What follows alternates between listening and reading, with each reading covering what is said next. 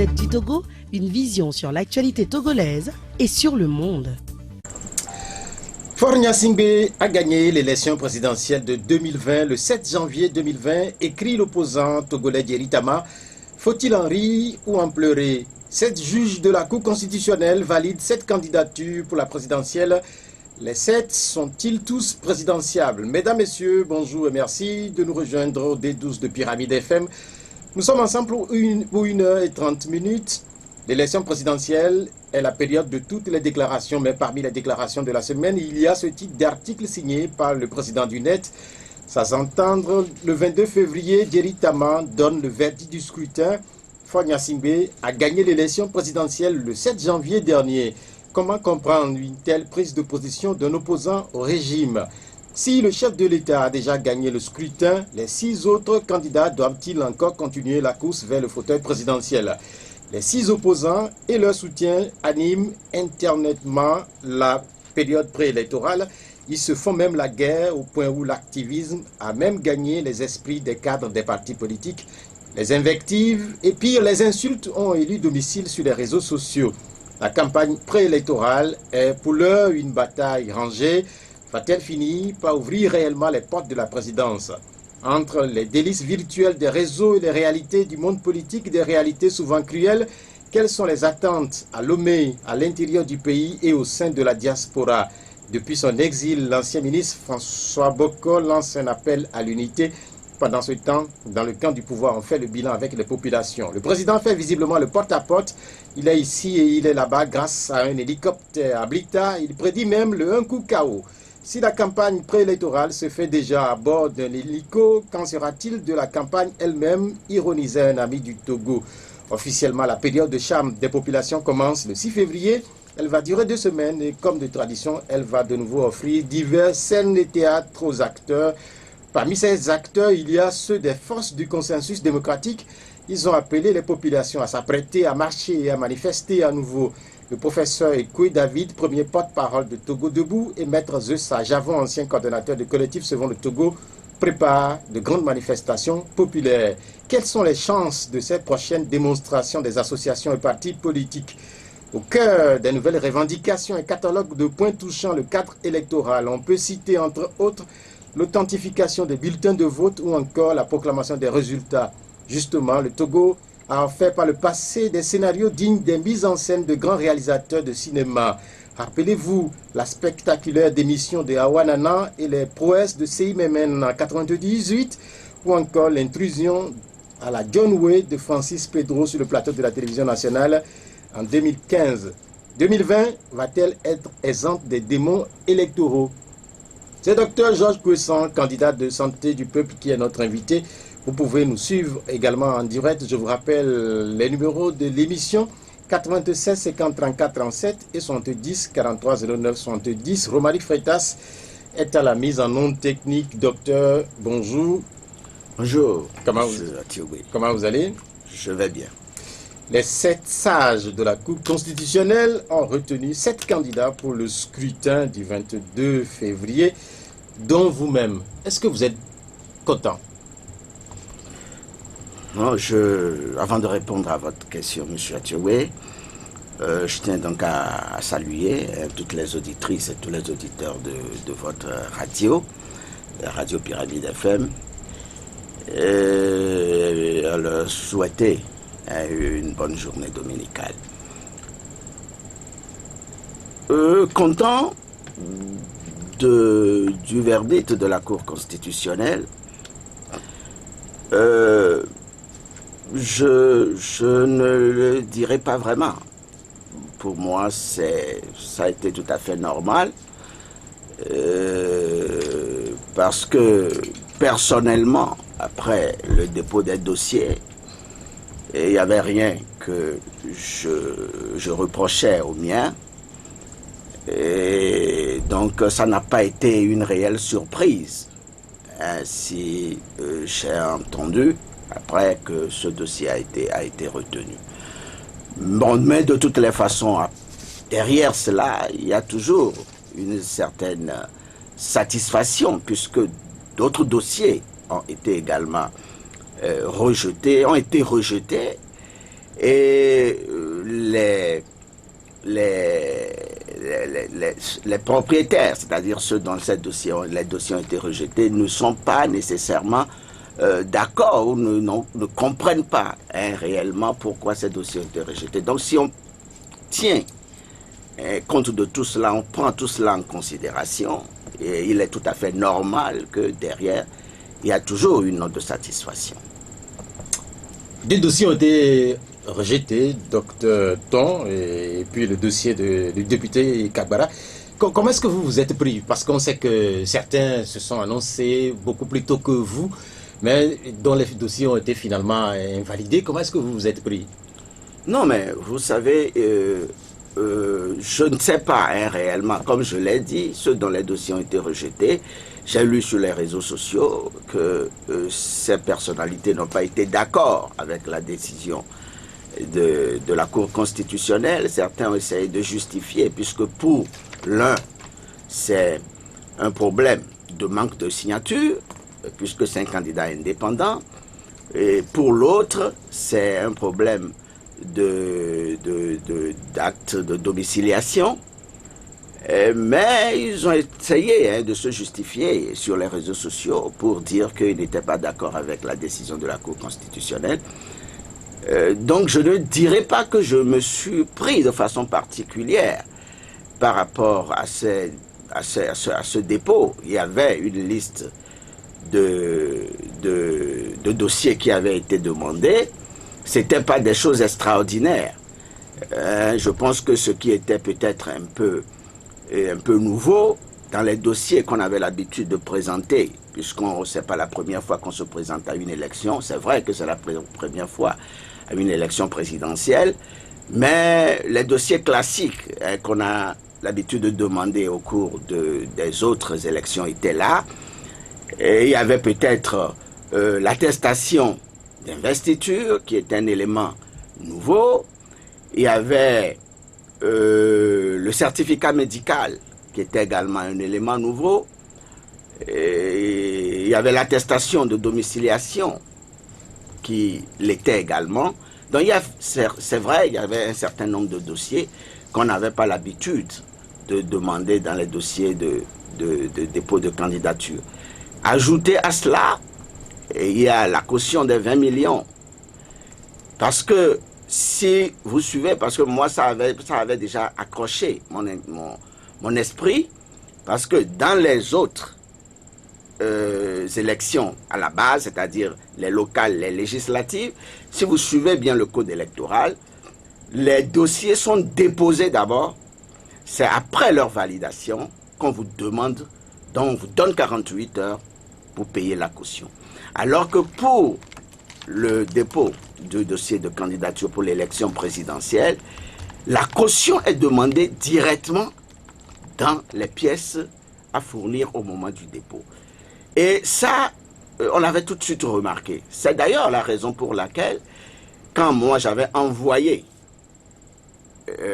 un de mes collaborateurs prendre les dossiers et prendre la liste des dossiers à la CENI, quand c'était venu, la première chose que j'ai dû remarquer, c'est qu'il n'y avait pas la demande, le récépissé des 20 millions, il n'y avait pas ça. Et j'ai dû demander à la personne de retourner à la CENI avec à l'appui le code électoral, puisque dans le document qu'on nous a remis, il y avait en même temps le code électoral et puis la Constitution. Donc de prendre le code électoral que la CENI a demandé et de retourner pour poser la question que pourquoi il y avait cette discordance entre ce que la CENI demandait et puis ce qui était dans le code électoral. Bon, on ne lui avait pas donné une réponse vraiment convaincante, mais on s'est dit de toutes les façons, ce qui doit faire le plus foi, c'est le code électoral. Et il fallait s'y préparer en conséquence.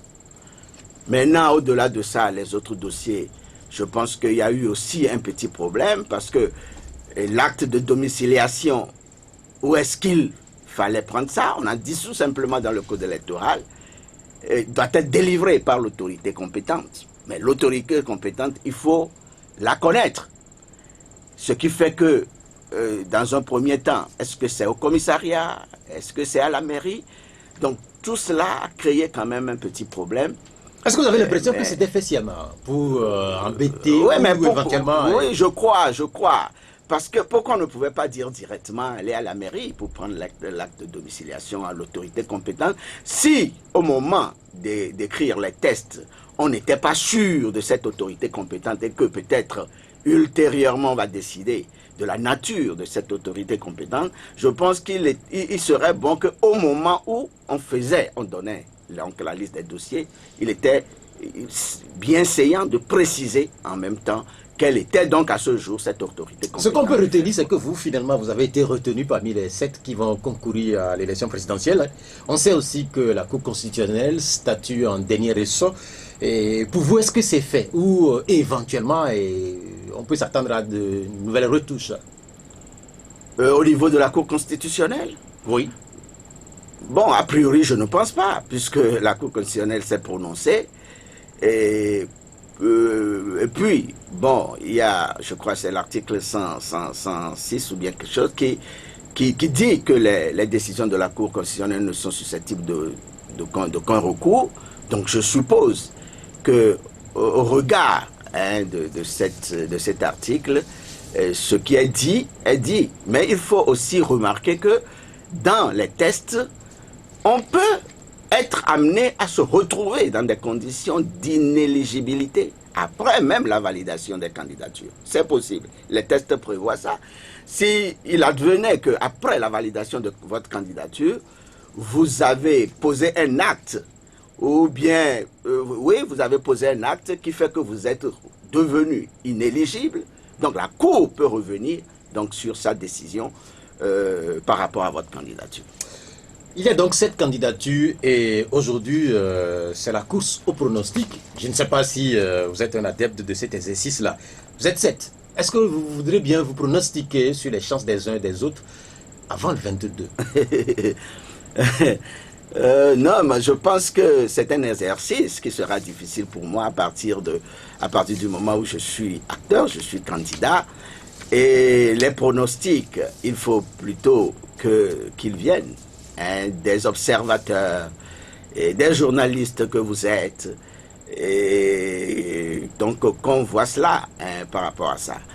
C'est vrai que quand vous prenez les 7 candidats aujourd'hui, je dirais que le parti qui m'a présenté, le Parti Santé du Peuple, est le seul parti aujourd'hui à n'avoir jamais présenté de candidat à l'élection présidentielle. Bon, cela peut, dans une certaine mesure, jouer sur les pronostics des uns et des autres. Et au-delà de ça, il y a certains qui, c'est pour la première fois qu'ils se présentent eux-mêmes, c'est-à-dire en tant que personne physique. Je crois qu'avec le professeur Wolu, c'est la première fois que nous nous présentons à une élection présidentielle, mais le parti de professeur Wolu avait déjà présenté M. Daoukou Péré une fois. Donc, comme personne physique, nous deux, nous sommes c'est-à-dire c'est la première fois que nous nous présentons à une élection présidentielle. Sinon, tout le reste, ils ont déjà fait cette expérience.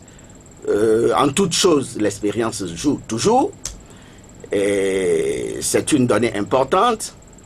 Au-delà de cette expérience de campagne, au-delà de cette expérience de participation à une élection présidentielle, il y a aussi d'autres qui ont eu la chance d'avoir déjà à gérer un certain nombre de choses au plan public. Donc tout cela, ce sont des atouts indéliables qui sont donc à l'actif de ces candidats qui peut faire que, a priori, donc le pronostic peut aller à leur avantage.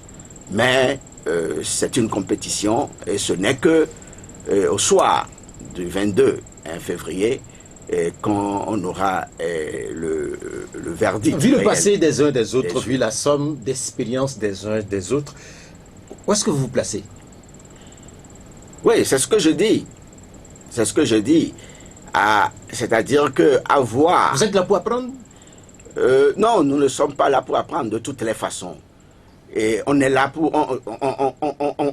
dans toute entreprise, on apprend toujours, même ceux qui sont là depuis. Ça fait 4 élections présidentielles auxquelles M. Faure-Gnassingbé se présente. Il va encore apprendre. Ça fait peut-être 3 élections présidentielles auxquelles M. Jean-Pierre Fabre se présente. Il va apprendre. Donc nous sommes tous là pour apprendre, mais nous sommes là également pour nous battre avec les moyens que nous avons et gagner donc cette présidentielle. Et comme je l'ai dit, évidemment, il y a l'histoire politique et l'histoire électorale qui donne de l'avance à certains, mais comme je l'ai dit, c'est le verdict au soir du 22 février qui va situer les uns et les autres. Je vais avoir vos réponses à 2 déclarations qui ont été faites durant ces dernières heures. Une première déclaration, elle émane d'un des candidats, notamment Agbéo Mekodio, qui lance un appel à une unicité d'action pour obtenir une amélioration du cadre électoral avant le scrutin du 22 février. Quelle est votre réponse à cet appel? Oui, mais une unicité d'action pour obtenir l'amélioration du cadre électoral, personne ne peut aller, c'est-à-dire un parti politique digne de l'opposition, un parti politique est réellement engagé pour le changement de ce pays, pour l'alternance à la tête de ce pays, ne peut jamais aller à l'encontre de ce fait-là. Mais nous, ce qui nous a toujours gênés, c'est que nous étions convaincus que pour avoir une amélioration du cadre électoral, il fallait créer les conditions de réclamation de cette amélioration du cadre électoral. Et pour nous, il était important que l'opposition s'unisse autour d'un candidat. Nous avons fait plusieurs sorties au cours de l'année 2019, au cours desquelles nous avons crié qu'il fallait nécessairement que l'opposition se retrouve dans une candidature unique, parce que pour nous, c'était le cadre idéal pour aller vers la revendication d'un certain nombre de choses qui entrent dans l'amélioration du cadre électoral de notre pays. Mais je pense que beaucoup ont cru devoir, ont cru pouvoir séparer cette recherche de l'amélioration du cadre électoral de la candidature unique de l'opposition. Nous pensons que c'était le cadre idéal pour aller vers cette demande-là. Maintenant, qu'à cela ne tienne, aujourd'hui, nous remarquons que nous n'avons pas pu réaliser cette candidature unique. Ce n'est pas pour autant que nous allons dire qu'il n'est plus important d'aller vers la réclamation de l'amélioration de ce cadre électoral. Il faut y aller, nous sommes tout à fait d'accord, mais on aurait pu être plus perspicace, plus efficace, plus efficient, en acceptant de nous mettre dans un cadre qui permettait de mieux réclamer. À quel type d'action êtes-vous prêt à vous associer pour éventuellement exiger l'amélioration de ce cadre électoral? Comme je vous l'ai dit, toute action qui peut amener le gouvernement à aller vers l'amélioration du cadre électoral et qui va tomber en concordance avec les tests légaux de notre pays, nous pensons que nous sommes partants. Nous sommes prêts à nous associer à toute initiative qui peut permettre d'avoir l'amélioration du cadre électoral de notre pays, tout en étant, comme je l'ai dit, en accord avec les tests fondamentaux qui régissent le fonctionnement de ce pays. La deuxième déclaration pour laquelle je voudrais également que vous répondiez, elle émane de l'ancien ministre de l'Intérieur, Aklaï Soboko, qui lance un appel, lui aussi, aux 6 candidats issus de l'opposition à se retrouver pour un conclave. Que répondez-vous à cet autre appel? Mais c'est avec satisfaction, puisque ça rejoint à peu près ce que j'ai toujours dit. Bon, si moi j'ai dit à peu près, c'est parce que je reste convaincu que... Parce que vous avez vu, aujourd'hui, il n'y a que les politiques qui restent sur la ligne. Avant, il y avait donc des personnalités de la société civile qui s'étaient converties. Mais aujourd'hui, parmi les 7 candidats, c'est-à-dire tous les 7 candidats, ce sont des politiques connus. Et pour moi, cela est un handicap à une union véritable au sein de l'opposition. Parce que je ne continue pas à croire que l'unicité d'action pour réclamer les conditions électorales, c'est bien, mais je ne continue pas à croire que la meilleure façon pour l'opposition de se donner les réelles chances d'aller vers quelque chose de bien, c'est de se donner un candidat derrière lequel tout le monde va s'aligner, autour duquel tout le monde va s'agripper pour qu'on puisse aller vers à cette élection. Donc, un conclave, c'est bien, c'est une bonne chose si cela pourra permettre d'évoluer, parce que les tests nous permettent, jusqu'à l'ouverture de la campagne électorale, nous sommes en mesure encore de retirer notre candidature ou bien de soutenir l'un ou l'autre des candidats, si tant est que nous nous sommes mis d'accord sur des principes de base. Donc je crois que c'est une bonne chose, nous sommes partants, mais à condition que le caractère politique de tous les candidats que nous sommes n'influence pas négativement le déroulement de ce conclave. En clair, Georges Koussan, vous déclarez ce midi que vous êtes prêt à vous retirer au cas où vous arrivez à vous entendre éventuellement avec d'autres candidats et vous êtes prêt à vous mettre derrière éventuellement un candidat unique si les conditions de la participation sont clairement définies et acceptées. Oui, c'est-à-dire que si aujourd'hui nous sommes 6 candidats de l'opposition aujourd'hui, si entre les 6 là, on se met d'accord pour choisir un seul candidat, je crois que nous n'allons pas hésiter à nous mettre derrière ce candidat. Ça a été toujours notre souhait. Si nous avons insisté à l'époque qu'il fallait trouver une personnalité apolitique, c'est parce que nous sommes convaincus que entre les politiques, ça va être difficile. Mais si cela advenait, mais c'est avec plaisir que nous le ferions. Cet appel de l'ancien ministre de l'Intérieur, Aklaï Soboko, on le sait, dans un passé, il n'y a pas très longtemps, il avait joué un rôle de rassembleur en invitant des Togolais à se retrouver en France. Je crois que c'était dans le cadre du FRAC. Mais est-ce qu'il peut encore jouer un rôle là pour que éventuellement vous arrivez à vous attendiez finalement sur un nom? Mais toutes les bonnes volontés sont les bienvenues. Hein. Il n'y a pas autre chose à dire. Tous ceux qui peuvent agir aujourd'hui pour que l'opposition puisse se mettre ensemble et faire quelque chose, mais c'est-à-dire que on leur souhaite la bienvenue. Monsieur Aklaï Soboko,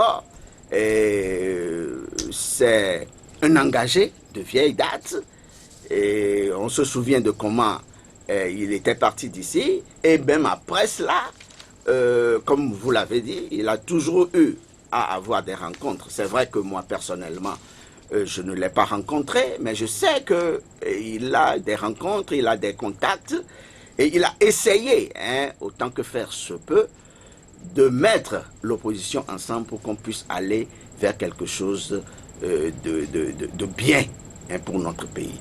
Donc, comme je l'ai dit, si M. Aklaï Soboko pense pouvoir jouer un rôle déterminant dans l'évolution des choses, et si tous les candidats pensent qu'en M. Aklaï Soboko, on peut trouver cette personnalité et qui pourra nous rassembler. Et je pense que nous n'en trouvons aucun inconvénient. Ce sera donc avec plaisir, ce sera avec joie que nous allons donc nous prêter à cet exercice. Au-delà de ces appels dont on vient de faire cas, notamment ceux d'Agueme Kodio et de l'ancien ministre Akla et Soboko, je voudrais vous demander si vous lisez un peu les réseaux sociaux ces dernières semaines, ces derniers jours. C'est vrai que on ne peut pas. C'est vrai que nous sommes beaucoup occupés ces jours-ci parce que nous sommes à la veille d'une campagne électorale, d'une élection présidentielle et capitalissime pour notre pays. Mais on ne peut pas non plus être candidat aujourd'hui et ne pas consulter les réseaux sociaux. Donc je crois que nous le faisons. Nous avons nos collaborateurs qui le font. Est-ce que vous constatez les divisions, les déchirures, les insultes, les invectives qu'il y a là? Oui, ça là, c'est sûr. Nous le constatons. Et ce sont des choses que nous vivons pratiquement tous les jours et que nous regrettons parce que nous ne comprenons pas pourquoi cette guerre au sein de l'opposition qui a un objectif précis.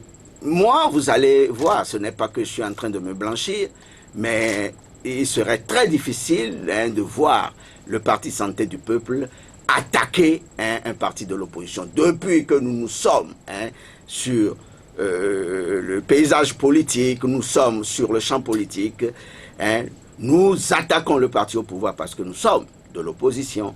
Mais les difficultés au sein de l'opposition, nous pensons que ça doit se faire, ça doit se laver au sein de l'opposition. Je pose la question parce que je ne sais pas si toutes ces difficultés qu'on constate, ces déchirures, ces attaques qu'on constate sur les réseaux sociaux, si ces attaques-là vont permettre demain éventuellement à une certaine forme d'unité d'action encore au niveau de l'opposition. Oui, ça a toujours été la sempiternelle question. C'est pour cela que vous avez vu, il y a depuis plusieurs mois, voire même des années, il y a d'autres qui ont dit, mais c'est quand la campagne va démarrer. Parce que certains disent, nous allons nous porter les uns sur les autres au second tour. Quand il y aura le second tour, et d'autres ont déjà dit, mais quand vous allez vous attaquer à travers des déclarations, à travers médias interposés, vous allez vous attaquer sur les réseaux sociaux.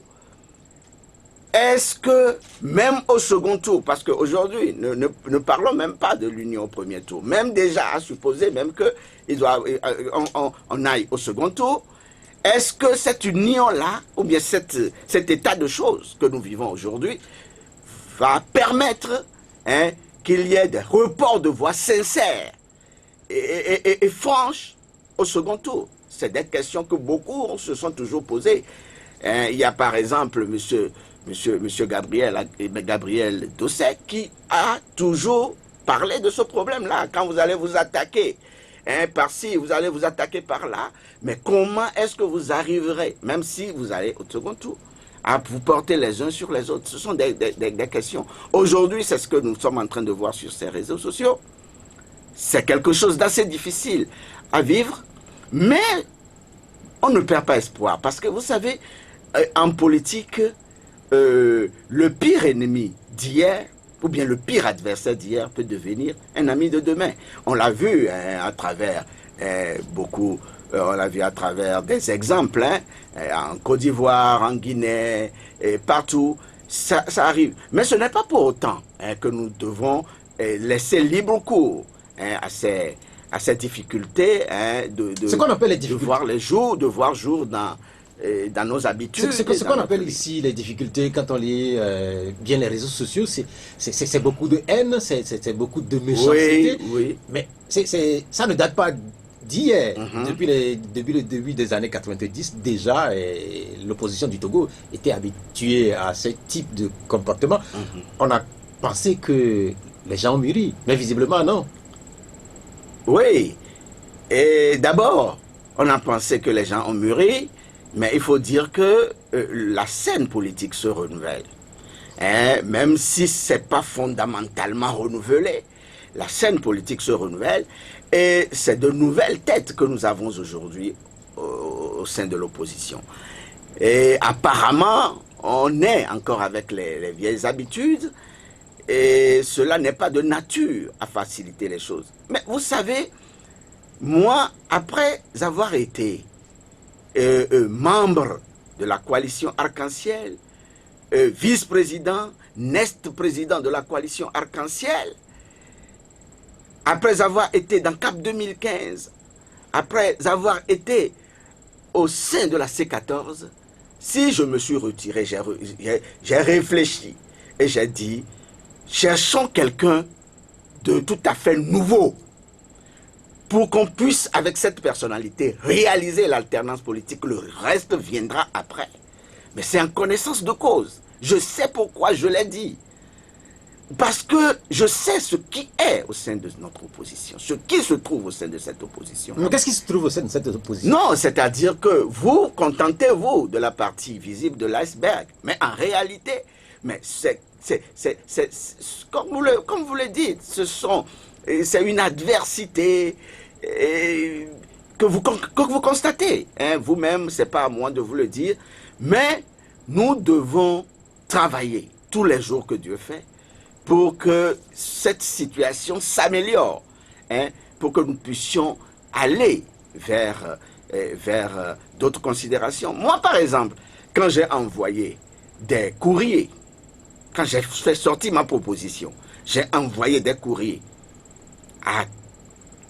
au parti de la C14, mais je le dis, seul Nathanaël Olympio et Fulbert Atisso ont cru devoir répondre, alors que ce n'était qu'une question de politesse, tout simplement, même si vous n'êtes pas prêt à accéder à l'idée que développe la personne, mais rien qu'une question de politesse vous obligeait quand même à répondre à cette demande-là, et puis à dire, bon, je ne suis pas prêt pour qu'on puisse discuter parce que ce n'est pas ma façon de voir les choses, mais ça n'a pas été le cas. Donc, c'est pour cela que je dis, mais c'est difficile notre position, parce que il faut qu'on arrive à se dépasser, à comprendre que en dehors de la politique, il y a la vie. C'est-à-dire, les relations interhumaines sont des relations sacrées. Et en dehors de la politique, on est appelé à se voir n'importe où. Ce que vous décrivez là, tout observateur peut être amené à se poser la question suivante. Est-ce que l'opposition du Togo est prête à assumer le pouvoir? C'est une grande question. C'est une grande question. Je pense qu'à ce jour, peut-être l'opposition du Togo, c'est-à-dire que pas l'opposition dans son ensemble, mais peut-être chaque parti politique aujourd'hui s'organise de manière à conquérir ce pouvoir et à l'exercer, suivant son idéologie, suivant son programme, etc. Mais force est de constater que les conditions sont telles aujourd'hui, nous l'avons remarqué, nous l'avons dit à d'innombrables reprises, qu'il est impossible pratiquement à un parti politique de diriger notre pays après l'alternance. Vous ne pouvez pas sortir de 50 années de monolithisme politique, de 53 années de ce qu'on a vu dans ce pays, et prétendre pouvoir diriger ce pays seul après l'alternance.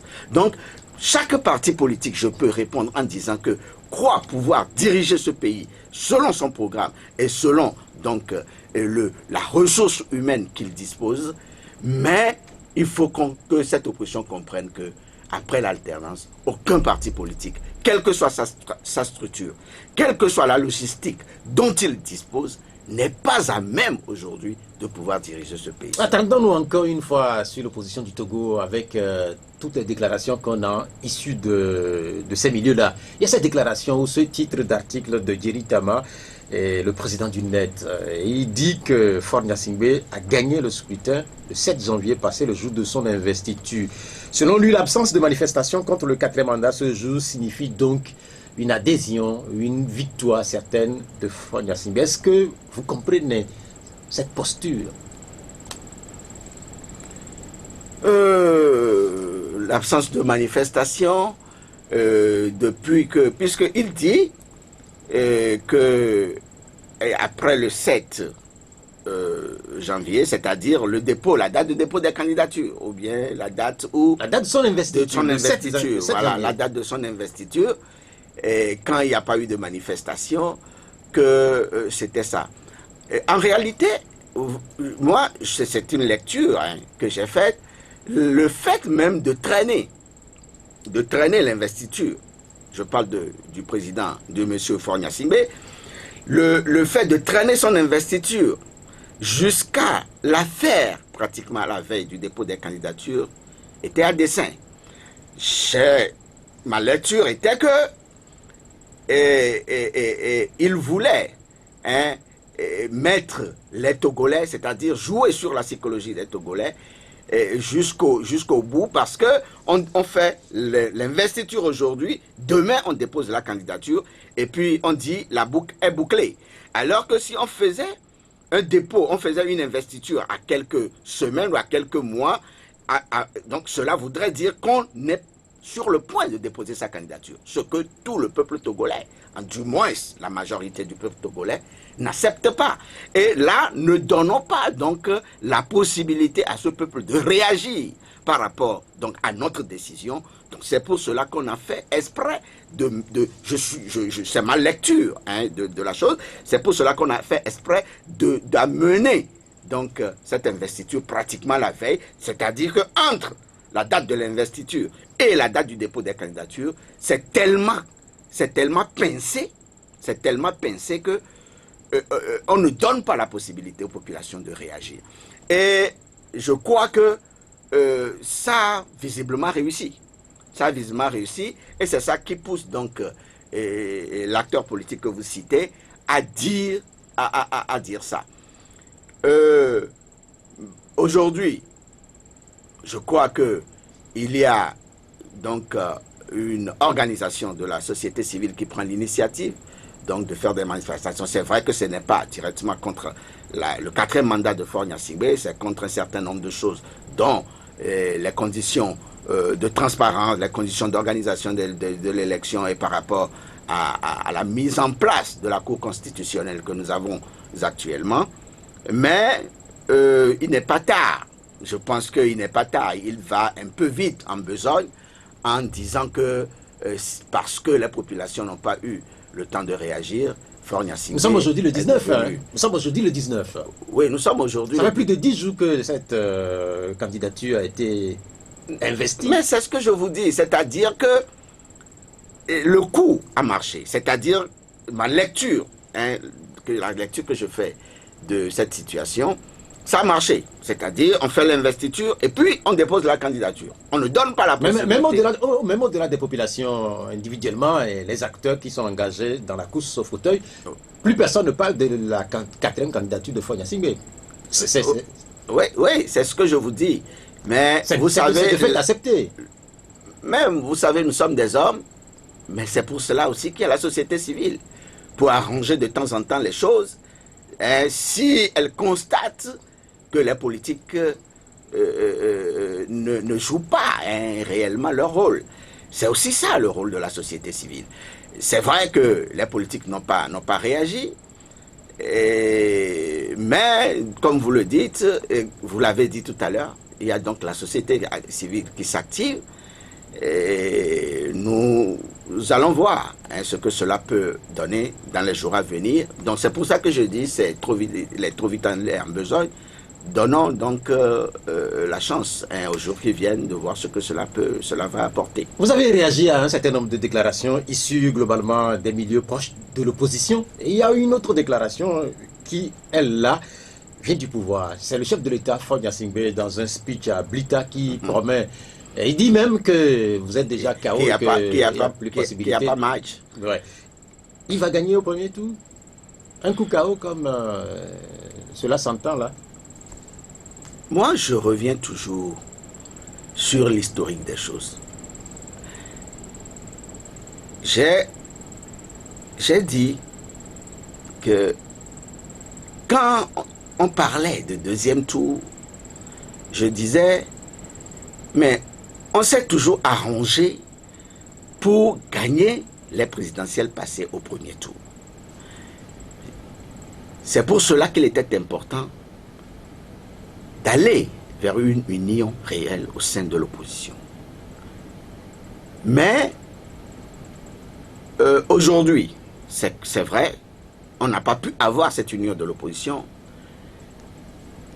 mais on fait avec la réalité qui est là. La réalité qui est là aujourd'hui, c'est que M. Faure Gnassingbé a déposé sa candidature face à une multitude de candidatures au sein de l'opposition.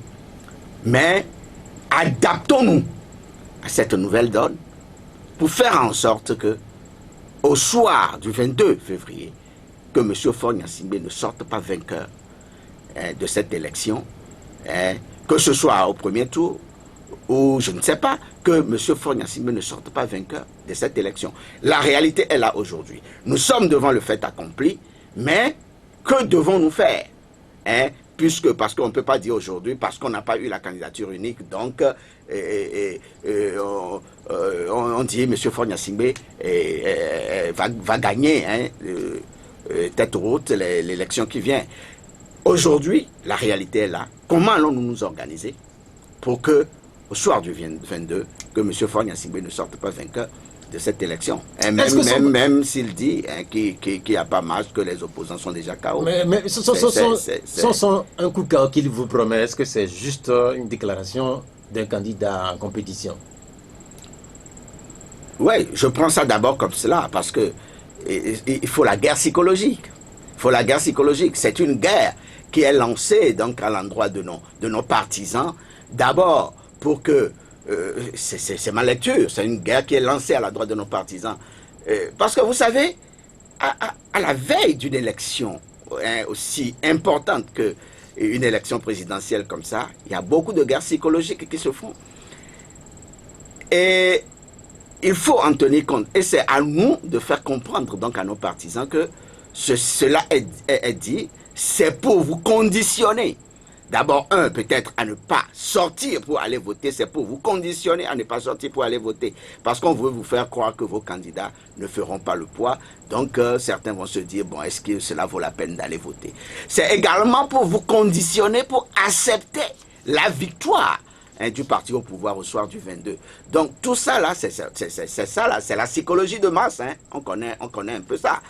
Mais, n'empêche que il se fie aussi à l'historique même des élections présidentielles dans notre pays. Il se fie un peu aussi à l'historique de ces élections présidentielles. Bien, merci. Nous venons de passer 45 minutes ensemble. On m'apporte ce document-là sur lequel je peux lire le nouveau lien qui permettrait, qui permettra désormais aux amis de l'extérieur d'écouter la radio en étant aux États-Unis, en France ou en Australie, au Japon, je ne sais pas où. www.pyramidefmtg.com www.pyramidefmtg.com. Nous allons maintenant nous tourner vers le téléphone et aussi nous allons prendre des questions qui sont laissées par les auditeurs qui nous regardent un peu partout dans le monde.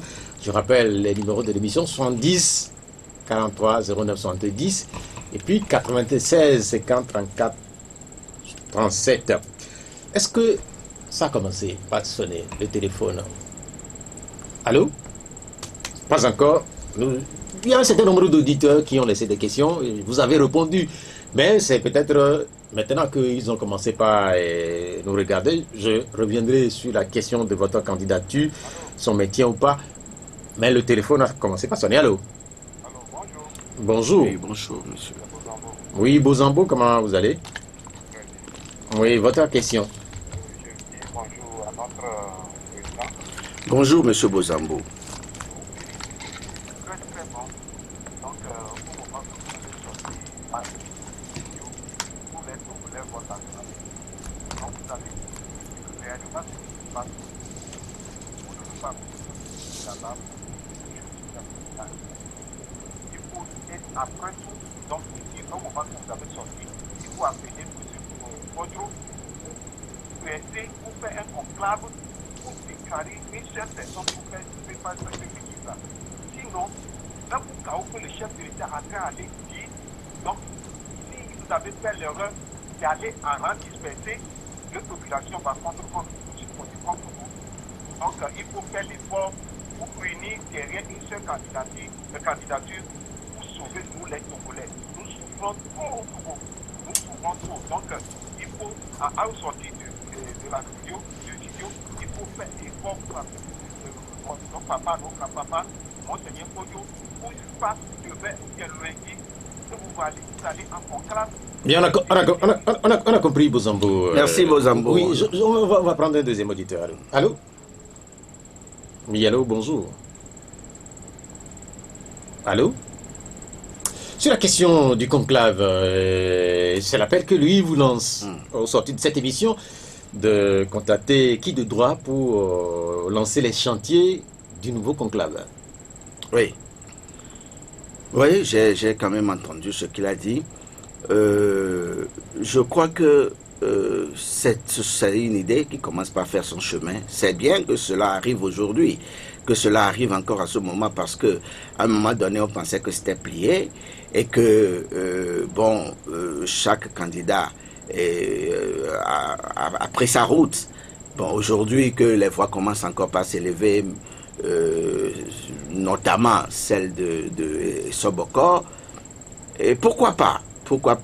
Moi, je peux toujours essayer de voir les autres candidats dans les jours à venir pour voir si on peut arriver à trouver un terrain d'entente pour qu'on puisse se mettre derrière un seul candidat. C'est important, de toutes les façons, c'est important. Bien, merci. Allô? Oui, vous êtes en direct, votre nom? Oui, à côté, allez-y. Bonjour, monsieur à côté. Oui, bonjour.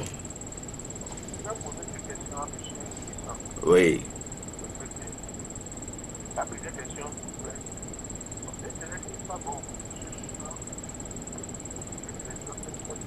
Deux. Le cadre électoral n'est pas amélioré. D'accord. Bon, ma deuxième question. L'état de Pétagoïbo, notamment le PDG de Camara, le SPDJ, ils ne sont pas candidats. Dans les gens, ils sont à la suite. Ils peuvent demander, est-ce que ça vous confie, il y a pas mal de possibilités de pouvoir avoir l'élection du 22 février. Bien, merci pour les deux questions. Nous allons les consigner pour vous derrière, à côté. Est-ce qu'on peut insérer un autre auditeur? Pas encore. À côté a posé deux questions. La première, c'est sur l'éventualité d'un boycott. Oui, mais moi, la question que je me pose, c'est qu'ils demandent en même temps, ils pensent en même temps au boycott, et puis ils pensent en même temps à l'amélioration de la CENI. C'est ça qui me fait me poser un peu de questions. Bon, pour ce qui concerne le boycott, et ça c'est une conviction personnelle et au niveau de mon parti. Et ce qu'on appelle le boycott en politique, moi je ne suis pas partant. C'est vrai qu'au niveau des élections de base, c'est plus grave, c'est plus préjudiciable de boycotter les élections à la base, les locales, les législatives, que la présidentielle, c'est vrai. Mais pour nous, toute élection, à partir du moment où on a la possibilité de participer à ces élections, il n'est pas normal, il n'est pas question qu'on les boycotte parce qu'on n'a pas créé un parti politique pour boycotter les élections. On crée un parti politique pour participer aux élections. La deuxième partie de la question. Mais non, je n'ai pas encore fini. Et donc, pourquoi nous boycotter, on n'est pas d'accord? Parce que l'histoire a prouvé que un mauvais gagnant en politique, un mauvais gagnant est un gagnant. L'histoire a prouvé qu'un mal élu est un élu. Maintenant, quand vous participez à une élection, même si la personne est élue, mais au moins cela vous permet d'aller compétir sur le terrain, d'occuper le terrain pour des échéances à venir. Parce que tout n'est pas centré sur aujourd'hui. La politique, c'est une bataille de longue haleine. Ça vous permet donc d'occuper le terrain pour des échéances à venir. On a donc compris, vous n'allez pas boycotter. La deuxième partie de la question. La deuxième partie de la question, d'abord, je tiens à dire que le CAR n'est plus à la CENI, à ce que je sache. Quand le CAR a décidé de ne plus participer à l'élection, le CAR a rappelé donc son représentant à la CENI, à moins que on m'en donne la preuve contraire. Maintenant, pour le fait que ceux-là ne sont pas candidats, mais ils sont à la CENI, c'est un élément qui doit permettre d'aller vers la recomposition de la CENI. Mais je pense qu'au-delà même de ces éléments-là, la recomposition de la CENI même s'impose pour qu'on puisse organiser des élections dans des conditions acceptables par tous. Au-delà de ceux-là qui sont là, je pense que ça, la recomposition même de la CENI s'impose pour qu'on ait une élection acceptable par tous. Oui, allô? Bonjour. Bonjour. Va-t-on... Noé Abatane. Honoré. Noé, Noé, allez-y. j'aimerais poser la question sur ces deux personnes qui ne sont pas à la tête. Est-ce que si les enfants qui sont le plus pris, eux qui sont à la tête, ne peuvent pas écouter leurs enfants? Oui, mais en fait, qu'est-ce que vous demandez en tant qu'enfant? Oui, en tant qu'enfant, nous demandons à ce qu'ils s'unissent. D'accord. Comme au temps de la C14 que nous sommes sortis. Actuellement, nous demandons encore leur soutien. D'accord. Si nous voulons aller aux élections pour compétir, nous pourrons faire une unification au niveau de notre vote. Là où ils savent qu'ils volent les élections. Au moins ça. Oh, bien, merci. D'accord, merci. Oui. Oui, non, on a compris, c'est une demande légitime, hein, on a compris cela. Il y a un certain nombre d'auditeurs qui ont laissé des questions sur notre page Facebook concernant le maintien ou non de votre candidature. Vous avez répondu à cette partie de la question. Peut-être que ces auditeurs-là viennent de commencer par suivre l'émission et vous vous maintenez jusqu'au bout. Vous vous retirez et si de nouvelles situations se créent, est-ce que vous voudrez bien répéter ce que vous aviez dit tantôt? Oui, c'est-à-dire que c'est très clair, ce n'est pas une difficulté. Vous savez, quand moi j'ai rencontré Monseigneur Poudrou à plusieurs reprises, la première, ou bien quand on s'est rencontré la première fois, la première question qu'il m'a posée, est-ce que je suis prêt à laisser de côté le caractère apolitique que j'ai toujours accroché donc, à mon candidat? J'ai dit, il n'y a aucun problème à cela. Il n'y a aucun problème. Parce que pour nous, c'était important pour que l'union puisse se faire. Mais ce n'est pas que il faut nécessairement ça pour que la transition puisse se faire dans notre pays. Ça va faciliter cette transition, certes, mais ce n'est pas une condition sine qua non. Maintenant, ce qui l'est pour autant, cette condition sine qua non, c'est que une union n'est véritablement une union, ou bien un candidat unique n'est réellement unique que lorsque les partis, les autres sont derrière lui. On n'est pas unique parce qu'on a été choisi. On est unique parce que les autres acceptent d'être derrière vous.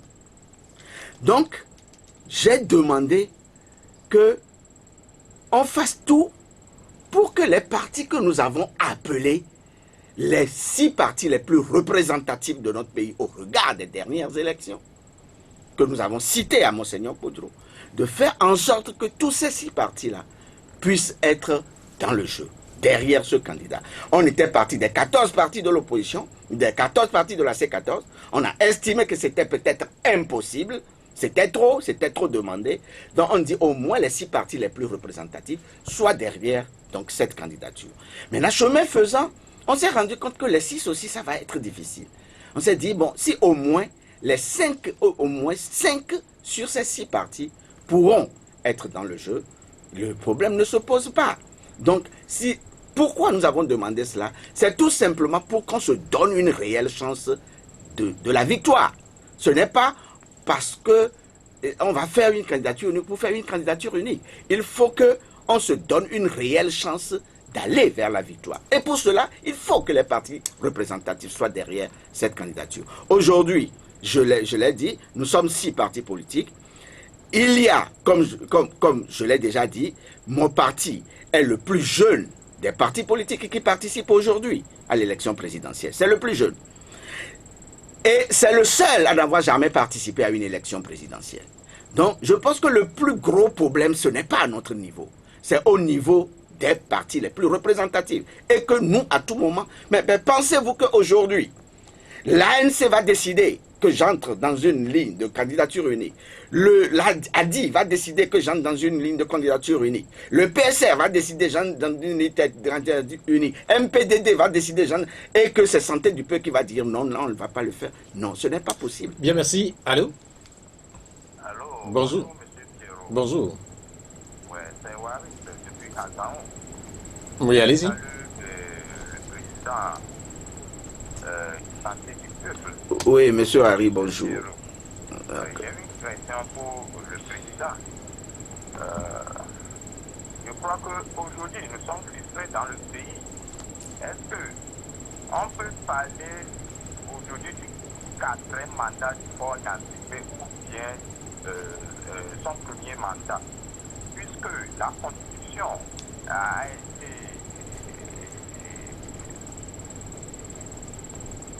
Mais on a compris votre question. Donc, cela, est-ce qu'il y a certains qui depuis participer à son 4e mandat? Est-ce qu'aujourd'hui, effectivement, c'est un 4e mandat ou bien un premier mandat? Ma deuxième question, si après les élections,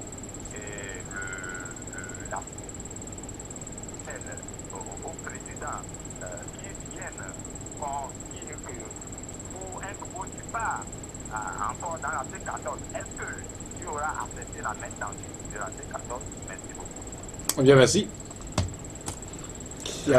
Oui. La première question, c'est sur le chiffre qui est attribué ou qui éventuellement peut être attribué à un nouveau mandat de l'actuel chef de l'État. Est-ce que c'est un 4e mandat ou un premier mandat? Moi, je suis de l'opposition. Pour moi, M. Faure Gnassingbé fait son 4e mandat. Non, mais en fait, est-ce qu'il le fait Maintenant, déjà? Est-ce qu'il le fait déjà? Non, bon, ça dit, voilà, il postule pour son 4e mandat. Il postule pour son 4e mandat. Et vous savez, il y a aujourd'hui une base légale qui peut permettre de dire que M. Faure Gnassingbé fait son premier mandat. Mais c'est l'éternelle question entre ce qui est légal et ce qui est légitime. On l'a toujours dit, l'apartheid était légal. Même le nazisme était légal. Les choses, ce n'est pas, il faut toujours mettre une différence entre ce qui est... La légalité, c'est des gens qui se mettent ensemble et qui font ce qu'ils veulent à un moment donné. La légalité, ça s'arrête là. Mais la légitimité, c'est là le problème. Donc, sur un plan légal, d'accord, on a fait une constitution qui est là, qui est en vigueur. Et même si nous ne la reconnaissons pas, c'est la constitution qui est là. Donc, ceux qui ils disent, on va dire ça. Mais nous pensons que la légitimité doit aller au-delà de la légalité. La deuxième partie, c'est à propos de la C14, sur éventuellement une résurrection de cette structure au lendemain des élections, par exemple. Après les élections, c'est-à-dire qu'au lendemain des élections... Est-ce que vous êtes prêt, selon... Mais au lendemain des élections, pourquoi il y aurait résurrection de la C14? Mais si l'opposition gagne les élections, pourquoi? C'est comme si on est dans un schéma qui dit que l'opposition doit nécessairement perdre l'opposition va perdre les élections. On n'est pas dans ce schéma, nous allons à une compétition. Donc attendons de voir ce que la compétition va donner pour voir si après il y aura C14 ou pas. Après Waris, on revient sans doute à l'Obé. Allô? Oui, allô? Bonjour. Bonjour, c'est Pelé. Oui, allez-y. Oui. Bonjour, docteur. Bonjour, Pelé. Oui, d'abord, je voudrais sur le cas de M. Dama. M. Dama, pour le régime. Non, mais en fait, cher ami, Oui, Oui, mais en fait, vous n'êtes pas l'invité de l'émission. C'est l'invité de l'émission qui donne ses positions. Vous, vous posez des questions. Oui, donc moi je le complète avec ça. Bon, quel sera le quatrième mandat de l'ONFP? Ça donne déjà l'avantage à l'opposition. Le quatrième mandat, ça donne l'avantage à l'opposition si l'opposition s'organise. On constate qu'à chaque élection, surtout à la dernière élection, aux dernières élections des locales, on nous dit au nord, seul compétit, seul pays compétit. C'est à partir de là que l'opposition va s'organiser pour aller dans cet endroit où seul pays compétit là, elle est le pays. Quand on dit que seul pays compétit, on dirait que c'est seuls les gens qui sont dans ces localités-là. Donc c'est un premier, ça c'est un constat. Maintenant, concernant même la Cour constitutionnelle déjà a réglé le problème du peuple qui doit l'opposition. Il y a 6 contre 1. Nous avons l'ANC qui est une formation bien structurée sur le terrain et qui a eu une électorat bien pour travailler seul.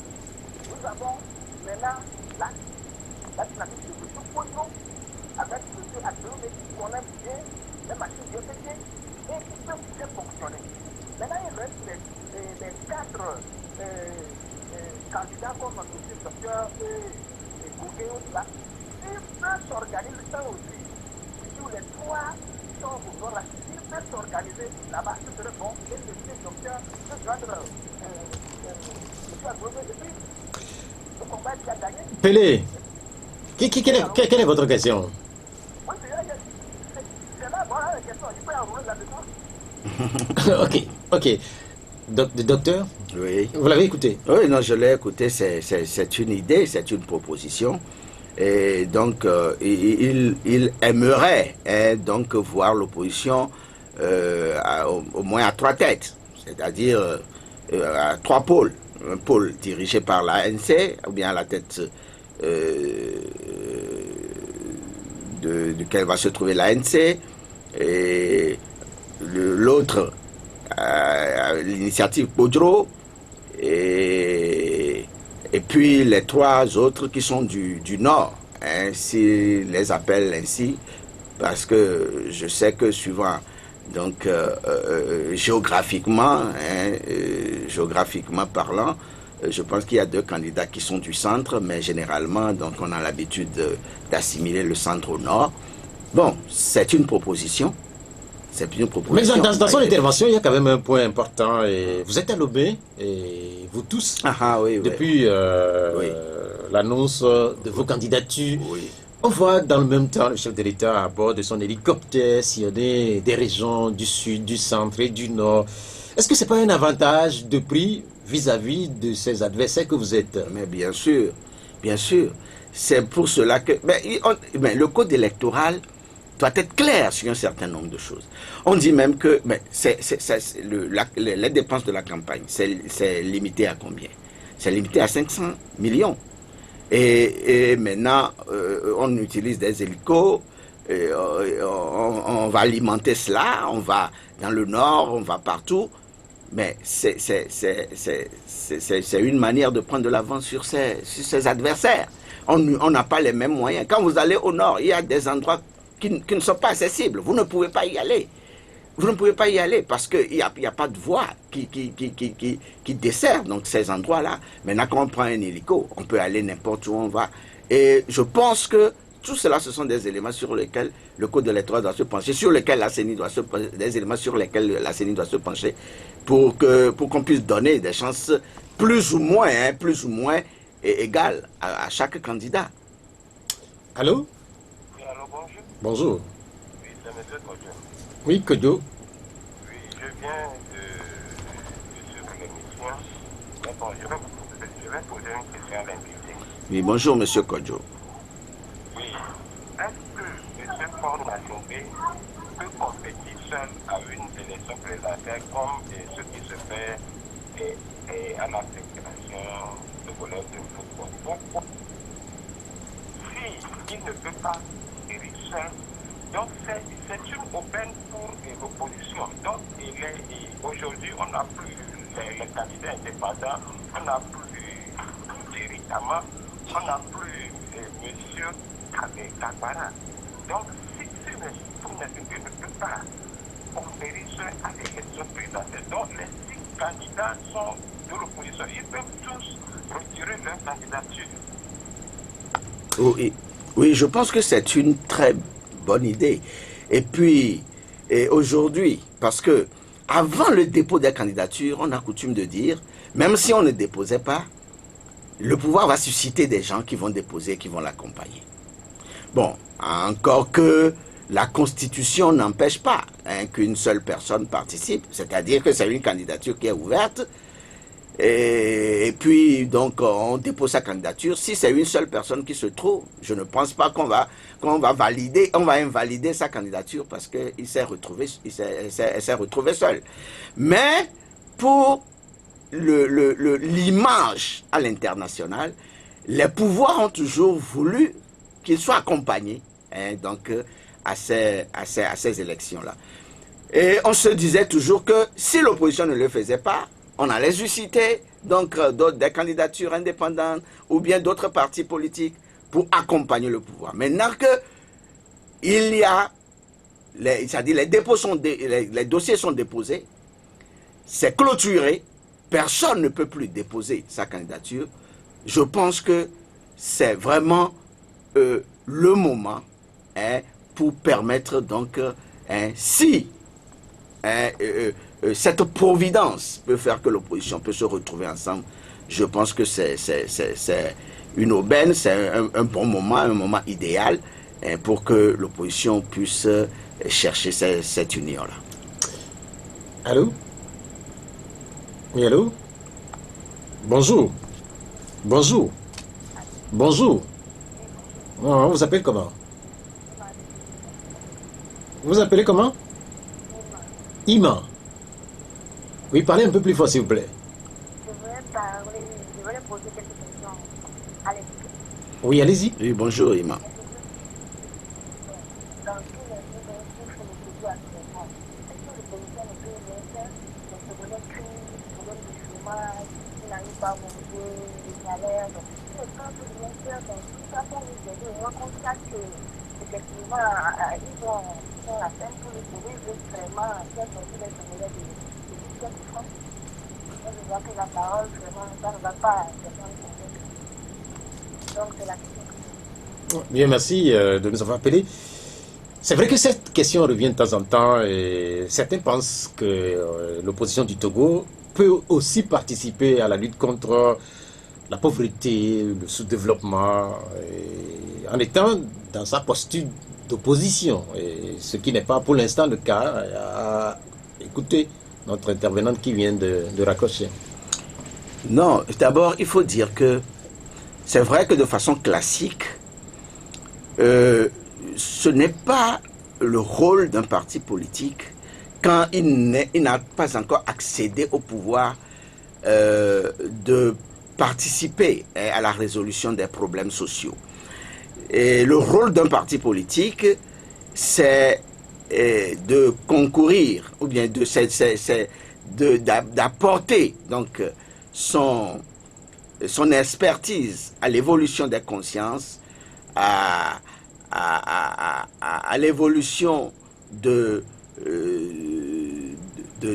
la mentalité politique, et à faire comprendre aux citoyens quel est leur rôle donc au sein de la société et à faire en sorte que les bases saines de la politique puissent être posées. Mais étant donné que nous sommes dans un pays comme le nôtre, où la pauvreté est pratiquement endémique, il serait quand même de bon ton que les partis politiques fassent sien ce problème d'aller donc vers les populations pour essayer de connaître leurs besoins et d'apporter tant soit peu les solutions à ces besoins-là. Pour ce qui concerne le Parti Santé du Peuple, nous, dans la mesure du possible, nous essayons de faire ce que nous pouvons. Peut-être que les gens ne le suivent pas nécessairement. Sur le plan médical, on est intervenu dans plusieurs localités pour aller, donc qu'on fait des consultations foraines aux gens, donner des médicaments aux gens à plusieurs reprises. Nous avons envoyé des lettres au niveau du ministère de la Santé. Hein, les preuves sont là. Et pour dire que nous devons distribuer des médicaments dans telle zone aujourd'hui, pour dire que nous allons distribuer des médicaments dans telle zone demain, pour faire des consultations gratuites, on le fait. Et puis, il nous arrive, hein, donc pour les personnes démunies, donc aux nouvelles années, d'aller de chercher les enfants démunis. Nous ne sommes pas là pour dire tout ça maintenant, c'est parce que la question est venue. Si les gens nous suivent, doivent savoir que on vient. Vous ne restez pas les bras croisés. Voilà, on vient quand même en aide aux populations démunies. Vous parlez de médicaments, cela m'amène à vous poser la question sur ce sommet qui s'est tenu à Lomé consacré aux faux médicaments. Sur l'initiative d'abriter à nouveau un sommet panafricain, un sommet international. Quelle est votre réaction? Non, mais c'est une bonne chose. Les chiffres sont alarmants. On parle de 200 000 milliards de dollars que cela draine. On parle de 900 millions de personnes tuées et 900 000 personnes tuées tous les ans. Mais c'est beaucoup par rapport à ces faux médicaments. Et je pense que ce sont des chiffres alarmants qui font qu'on doit aller réellement vers la résolution de ces problèmes. Mais il ne faut pas se perdre de vue. Quand moi j'ai suivi donc cette conférence, la première question que je me suis posée, mais pourquoi il se réveille comme ça aujourd'hui? Ce fléau est là depuis des années. Les gens savent qu'il y a de faux médicaments qui circulent, mais les autorités même sont derrière. Il y a des gens même qui sont derrière. Je ne peux pas vous en citer, mais on sait qu'il y a des personnes indiquées qui sont derrière donc ce trafic. C'est pour cela qu'on n'a jamais trouvé réellement de problème et de solution. On ne lui a jamais trouvé réellement de solution.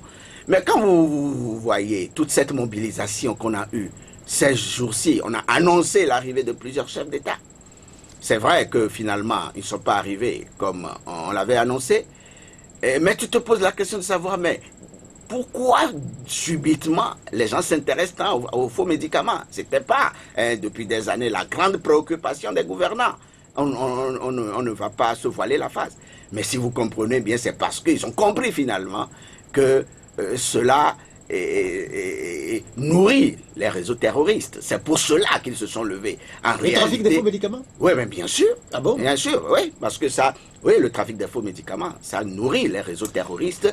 Et c'est pour cela qu'il y a toute cette mobilisation. Sinon, c'est un problème qui était là depuis. Personne ne levait le petit doigt. Vous êtes également pharmacien. Vous êtes également pharmacien. Et puis, il y a cette question, quand on parle de faux médicaments, de plus en plus de gens disent que les faux médicaments se retrouvent également dans les rayons des pharmacies. Non, c'est faux. C'est faux. C'est faux. Dans les rayons des pharmacies, c'est faux. Les faux médicaments vont se retrouver dans les rayons des pharmacies comme ça. Comment? Vous pouvez donner un seul exemple. Il n'y a aucune pharmacie, en tout cas pas moi à ma connaissance, il n'y a aucune pharmacie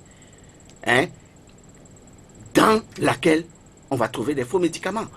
Mais nos sources d'approvisionnement sont classiques. Les sources d'approvisionnement des pharmacies, c'est classique. Vous prenez, il y a les grossistes qui sont là. Ce sont des voitures qui partent tous les jours de chez les grossistes pour venir déposer les médicaments dans les pharmacies. Et qui repartent dans d'autres pharmacies pour aller les déposer. Quitte cette pharmacie, va dans une autre pharmacie, quitte l'autre pharmacie, va dans une autre pharmacie. Mais c'est comme ça que les pharmacies sont approvisionnées. Comment est-ce que les pharmacies, on va retrouver des faux médicaments dans les pharmacies? Ce n'est pas possible. Donc c'est votre réponse, puisque de tout temps il est rapporté que... En tout cas, il faut qu'on nous apporte des preuves que dans telle pharmacie, on a trouvé des médicaments, de faux médicaments. Allô? Bonjour. Oui, votre nom? Oui, allez-y. Oui, bonjour, monsieur Taoufik. Est-ce que depuis un temps là, tous les membres se sont déclarés au bureau de l'Assemblée nationale qui sont actuellement mis en place? Tous les partis qui se sont déclarés étant de l'opposition, apparemment, y compris le chef de file de l'opposition à l'Assemblée nationale, soutient le candidat de pourquoi cette crise dans la politique togolaise? Pourquoi l'Afrique? Pourquoi quelqu'un qui veut être député n'a pas le droit de dire de ce qui et qui font semblant de dire les choses? Quand vous écoutez par exemple le plan de l'IFC qui a sillonné les radios cette semaine, nous disant que le peuple togolais peut voter leur choix sur un candidat de leur choix, ceux qui ne donnent pas de consigne de vote. Est-ce que ça c'est normal? Quel est le rôle du chef de l'opposition? Vous êtes de l'opposition. Quelles sont les démarches que le chef de l'opposition fait auprès de vous pour que les choses aillent bien, pour que la victoire devienne à l'opposition? Merci. Bien, merci Taoufik pour votre intervention. Oui, mais pour cette question, on ne le dira jamais assez. Hein. Et on s'était battu contre, et on continue par se battre contre cette loi qui permet tout simplement à quelqu'un d'être opposant parce qu'il se déclare de l'opposition. C'est absurde, ça n'a pas de sens. Ça n'a pas de sens. Être de l'opposition, c'est un comportement de tous les jours. Ce n'est pas une démarche, comme je l'appelle, une démarche ondulatoire, où aujourd'hui on monte parce que ça arrange, on redescend après parce que bon, et puis on remonte. Non, ce n'est pas ça. C'est-à-dire qu'être de l'opposition, c'est une attitude de tous les jours. C'est une manière de voir les choses tous les jours que Dieu fait. On ne le dira jamais assez. Il faut que, à un moment donné, on arrive à revoir cette loi. Moi, je ne sais pas si je me trompe. J'ai même suivi quelque part où l'UFC, on a dit que l'UFC appelle à voter pour unir. Je ne sais pas si je me suis trompé. Non, mais en fait, l'UFC n'a pas appelé à voter pour unir. Mais j'ai vu ça sur les réseaux sociaux. Et pour l'instant, les dernières interventions des cadres de ce parti politique donnent la possibilité à chaque... Non, je sais qu'il y a eu bon, je ne sais pas si c'est de rétropédalage ou bien c'est juste... on a essayé de rectifier ce qui avait été dit. Mais moi, je crois avoir lu sur les réseaux sociaux que c'est vrai que ce n'est pas tout ce qui se trouve sur les réseaux sociaux qu'il faut prendre mon avis. En tout cas, les dernières informations font état de ce que l'UFC donne la possibilité à chaque Togolais de voter à son âme et conscience. Ça aussi, je pense que c'est pas... Bon, en tout cas, moi, je n'ai pas jugé ce que les autres partis font, mais je pense que quand on est de l'opposition, la première réaction, c'est d'appeler à voter pour les partis de l'opposition. Donc, vous appréciez, par exemple, cette réaction aussi qu'on a lue, et maintenant de Diéry Tama. Il a dit aussi quelque part que les Togolais doivent voter pour les candidats de l'opposition de leur choix. Oui, cette intervention était faite... Oui, je pense que c'est une intervention, une bonne intervention de quelqu'un qui se réclame de l'opposition. Mais ça ne l'a pas empêché de dire quelque temps après que Ford a déjà gagné l'élection. Le 7 janvier. Et ça là aussi, je ne suis pas tout à fait d'accord. Et vous m'avez posé cette question. J'ai dit que c'est aller trop vite en besogne et que c'est une compétition qui est ouverte. Allô? Et nous allons nous battre pour que la victoire revienne en la position. Oui, bonjour. Non, c'est Georges. Oui, Georges, vous êtes en direct. Bonjour, monsieur Georges. J'ai une question à vous poser. Oui, je vous Ce n'est même pas une question. Et quand M. Georges Messant était venu dans votre émission, j'étais la toute première personne à le soutenir concernant la candidature. Bon, c'est ce que j'ai présenté. Bon, je souhaiterais qu'il fasse un effort pour que tous ensemble se positionnent dans une candidature. D'accord. Monseigneur Boudreau a déjà présenté quelqu'un au nom de M. Abioube Kodo. Ne serait-il pas qu'ils se réunissent et s'alignent derrière cette personne? Je pense que c'est mieux pour celui qui avait tout fait pour qu'il y ait une candidature unique. Bien, merci. Merci, Georges. Oui, est-ce que... Non, mais je le remercie. C'est une idée qui commence par faire son chemin. On est encore à 2 semaines de l'ouverture de la campagne électorale. Beaucoup de choses peuvent se jouer. Prions Dieu que on puisse les conditions puissent permettre qu'on évolue vers donc cette position de Est-ce qu'on a, compatriotes. est-ce qu'on a un dernier candidat, un dernier auditeur, allô? Est-ce qu'on a un dernier? Non. Oui, votre nom? Yeah. Oui, bonjour monsieur. Non, moi je voulais poser cette question parce que je suis fort à et la deuxième question c'est de savoir quel fruit y a-t-il dans la terre pour que notre chef soit bien. Allô? Ah, oui, c'est votre première question. Moi, j'ai pas compris. Non, mais en fait, la première question, vous avez dit si Fora a l'intention de gouverner des hommes. Oui, j'aimerais savoir s'il y a le désir de gouverner le pays. Oui, qu'est-ce qu'il fait actuellement? Ok, merci, parce que ça fait un peu moment que nous réclamons l'alternance au Bien, merci. Docteur. D'accord. Bon, pour la première question, je ne pense pas que ce soit à moi de répondre. Maintenant, pour la deuxième question, quel fruit il y a dans l'alternance? C'est beaucoup de choses. C'est beaucoup de choses. L'alternance politique, d'abord, cela permet à tout citoyen de dire je peux avoir la possibilité d'apporter mon expertise au développement de mon pays.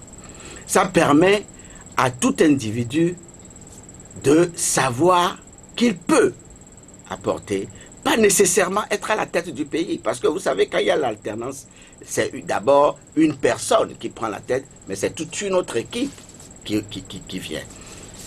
Ça permet à de nouvelles idées de se développer. Ça permet à de nouvelles idées de se développer, et ça permet que ceux qui sont au pouvoir aujourd'hui comprennent que demain ils partiront. Ça les oblige à travailler dans l'intérêt du peuple parce qu'ils seront face à ce peuple qui va encore leur donner ou non le quitus de continuer. Ça oblige à soigner ce que l'on est en train de faire. Et quand on sait qu'on doit partir un jour, ça oblige à savoir qu'on ne peut pas mettre la main n'importe où parce que demain ça peut te poursuivre. Ça fait que la gouvernance est meilleure. Et tout le monde, de façon citoyenne, s'intéresse à la chose publique. Et ça fait évoluer tout pays. Bien, merci. Vous êtes en pré-campagne depuis quelques jours. On vous a vu dans les rues, on vous a vu dans les marchés. Racontez-nous comment ça se passe. Ah, mais vous savez, comme moi je l'ai dit, le Parti Santé du Peuple n'a pas fait le programme d'aller à une élection présidentielle. Pour nous, ce qui était important pour nous, c'est de nous battre pour qu'il y ait une candidature unique au sein de l'opposition. Mais nous étions aussi conscients d'une chose, nous ne sommes pas pour le boycott. Si la condition ne nous permet pas de nous retrouver dans un groupe pour aller à cette élection, nous irions nous-mêmes. De toutes les façons, on n'est pas pour le boycott. Donc, vous allez constater que c'est le tout dernier week-end avant le dépôt des candidatures que nous avons fait notre candidature. Et nous sommes le dernier candidature de l'opposition à nous déclarer à cette candidature-là. Donc, on n'était pas parti pour être à cette élection. Vous savez, je suis plus connu sur le nom, politiquement, je suis plus connu sur le nom de Dr Georges William Kwessan. Alors que sur mes papiers, c'est seulement Kwessan Asiongbon qui est là. Mais aujourd'hui, sur mes papiers, c'est Georges William Asiongbon Kwessan. Mais vous savez, quand j'ai pris ma nationalité portant Georges William, c'est la semaine qui a précédé le dépôt des candidatures. C'est pour vous dire tout simplement que je n'étais pas parti pour être candidat. Mais est-ce que vous êtes forcé? Oui, parce que j'ai un parti politique. Si les moyens me le permettent, je suis obligé de participer. Donc là, c'est une question de moyens. Oui, mais il y a la question de moyens aussi. C'est-à-dire la question de moyens qui va de pair avec l'engagement que vous avez pris. Vous avez pris l'engagement de créer un parti politique. Si vous ne pouvez pas participer aux élections, il faut que vous puissiez justifier cela. Soit vous n'avez pas les moyens d'y être, ou bien d'autres choses vous empêchent, mais vous avez pris l'engagement de créer un parti politique. C'est un devoir pour vous de participer aux compétitions électorales. Mais est-ce que c'est un devoir, justement? Je crois. Parce que... À partir du moment où vous ne pouvez pas participer aux compétitions électorales, je pense qu'il faut aussi dire ouvertement que je ne suis plus prêt à faire la politique. Non, mais en fait, dans les pays comme les nôtres, où on se bat pour plus de démocratie, on a vu de très grands partis politiques ne pas prendre part, ou n'ont pas pris part des élections. Ils ont des explications à cela.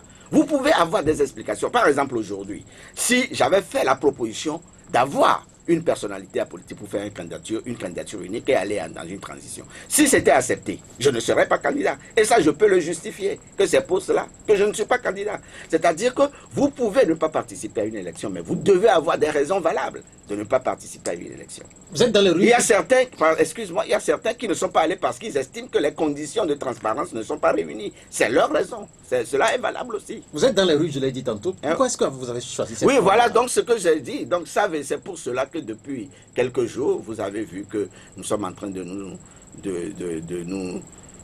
mettre au travail pour que nous puissions donc être prêts donc pour cette échéance électorale. Quel est l'accueil au niveau des marchés? Je pense que c'est encourageant. Au départ, on n'avait pas pensé à cet accueil-là. C'est vrai que ce n'est pas la grande forme parce que beaucoup sont découragés par rapport à l'évolution de la chose politique dans notre pays. Il y a certains qui n'ont pas leur carte politique et leur carte d'électeur, qui l'ont dit également. Mais de façon générale, ça va. Est-ce que vous allez continuer la semaine qui vient? Nous pensons que nous allons continuer. Ok, merci d'être venu. Je ne sais pas si vous avez un mot pour finir, dans quelques secondes. Non, ce que je vais demander au peuple togolais, c'est une seule chose. Si nous arrivons, le Seigneur nous aide à avoir une candidature unique, c'est une bonne chose. Mais quelle que soit la configuration dans laquelle va se trouver donc l'opposition togolaise pour participer à cette élection, je demande au peuple togolais de sortir massivement pour aller voter le 22 février prochain. Et c'est le message que nous véhiculons partout où nous passons jusqu'à présent. Et après avoir souhaité des vœux à ces populations, nous leur demandons sortez massivement le 22 pour aller voter pour le candidat de l'opposition de votre choix. Merci, docteur Georges William Kwessan Assiongbon. Merci d'être venu. Je rappelle que vous êtes le candidat du parti Santé du Peuple. J'aimerais rectifier quelque chose. Au fait, on les appelle pour aller voter le 22 prochain. C'est surtout la participation donc, à cette élection-là. C'est pour ça que l'on les... Mais merci d'être venu. L'émission sera rediffusée tout à l'heure à partir de 19h. Le prochain rendez-vous avec le direct, c'est dimanche. Au revoir. La Gazette du Togo, une vision sur l'actualité togolaise et sur le monde. Rejoignez-nous sur le www.lagazettedutogo.com ou sur nos comptes Facebook, Twitter et YouTube. Pour tout contact, écrivez à contact@lagazettedutogo.com ou appelez le 92 80 88 53. La Gazette du Togo, c'est l'information en continu.